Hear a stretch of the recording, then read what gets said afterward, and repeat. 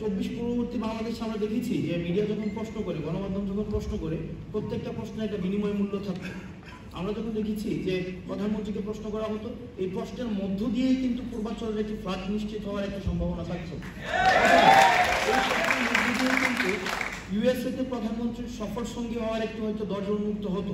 অর্থাৎ এই যে বিনিময় মূল্যের যে জায়গাটি, সেটি কিন্তু গণমাধ্যম কর্মীদের মধ্যে ছিল। একটি কালেকটিভ যে প্রচারণা, একটি বিমর্ষ ভূগোল চোখের মতো যে তুষণের যে একটি স্থূল মন মানসিকতা পুরো মিডিয়ার ছিল। আমি আপনাদের কাছে আমার প্রত্যাশা থাকবে 24 পরবর্তী বাংলাদেশে আপনারা গণভবনমুখী আর হবেন না, আপনারা হচ্ছেন জনগণমুখী হন। আর মনে রাখবেন, সরকার কখনোই সরকার যেটা শুনতে চায় সেটা প্রচার করা হচ্ছে প্রেস রিলিজ, আর সরকার যেটা শুনতে চায় না সেটা প্রচার করা হচ্ছে নিউজ।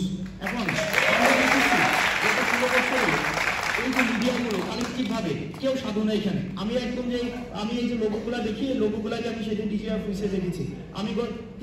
আমি পুরা যে প্রত্যেকটা জায়গায় আমি এই লোগোগুলা সাংবাদিকদের কিন্তু দেখেছি। সুতরাং আমি আমার জায়গা থেকে আমি খুব বেশি হোপফুল হইতে এখনো পর্যন্ত পারি না, আমি খুবই স্কেপটিক। সেই জায়গা থেকে আমি আপনাদের কাছে প্রত্যাশা করব যে 24 পরবর্তী বাংলাদেশে আপনারা ফ্যাক্টকে তুলে ধরুন। তুষণের যে সাংবাদিকতা, এই তুষণের সাংবাদিকতা করার প্রয়োজন নাই, ক্ষমতামুখী সাংবাদিকতা করার প্রয়োজন নাই।